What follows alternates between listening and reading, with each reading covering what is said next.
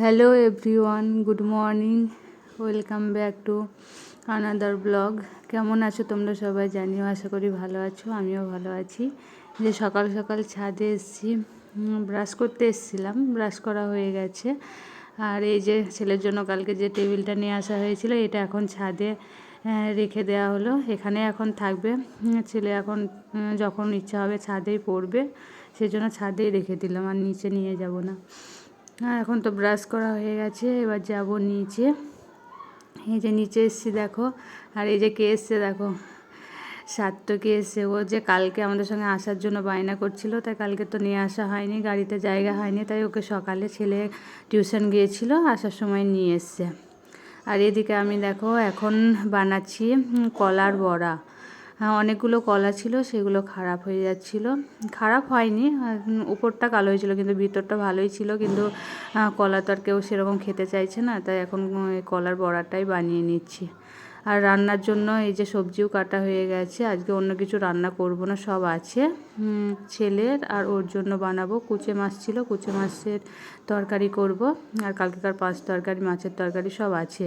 আর এই যে মূলোর শাক, ওটা ছেলে গিয়েছিল ও বাড়িতে, বাবা নিয়ে এসে জমিতে থেকে পাঠিয়ে দিয়েছে। তা মূলোর শাকটাও করব না, মূলোর শাকটা ধুয়ে রেখে দেবো। আর রান্নার তো আমার অনেকটা প্রায় হয়ে এসছে। তখন দেখছি বাবা আবার বাজার থেকে চিংড়ি মাছ নিয়ে এসে, তাই বরমশাইকে বললাম যে তুমি মাছটা বেছে দাও। ও মাছটা বেছে দিচ্ছে, আর এদিকে আমি রান্না করে নিলাম।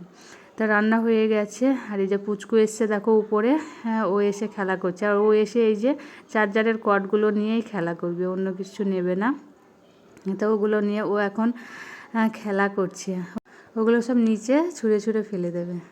তো সমস্ত কাজ টাজ হয়ে গেছে, এখন যাব স্নান করতে। তা মাথায় একটা ভীষণ চুল কাটছে, ওকে বললাম দেখো তো খুশকি আছে কিনা। তাই ও চিরুনি দিয়ে হালকা হালকা করে এইভাবে আঁচড়ে দিচ্ছে।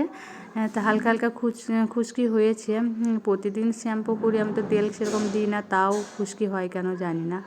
তো স্নান টান করে এখন এসেছি ছাদে। আজকে এসেছি চিলেকোঠার ছাদে।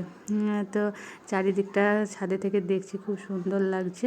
আমি বললাম চলো ছাদে, আমার চুলটাও শুকানো যাবে, চুলটা ভিজে আছে। ঠান্ডার টাইমে একটু রোদে স্নান করে দাঁড়াতে বেশ ভালোই লাগে।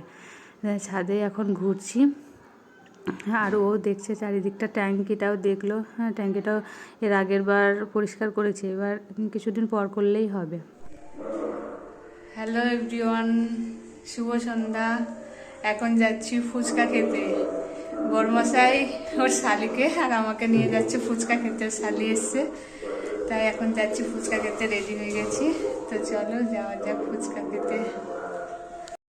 চলে এসেছি এই যে ফুচকা খেতে।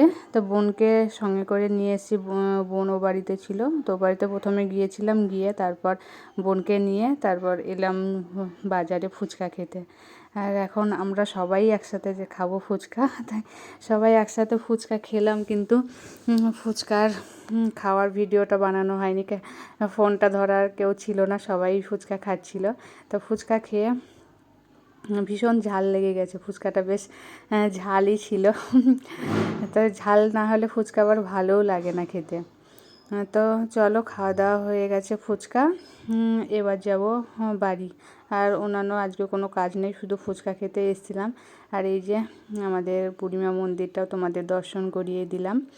তো বাড়ি যাচ্ছিলাম, তা বোন বলল যে ওর আর জিলিপি খেতে খুব ইচ্ছা করছে। ওদের ওখানে তো এরকম জিলিপি বানাই না, ছোট ছোট বানাই। তা বললো যে এখন ভাজে না। তা আমি বললাম চল দেখি, যদি ভাজে তাহলে নেব। তো এসে দেখছি না, আজকে জিলিপি ভাজছে। তাই জিলিপি এখানে বললাম যে ভালো করে ভেজে দাও, তো ভেজেই দিচ্ছে। আমরা একটু ওয়েট করলাম।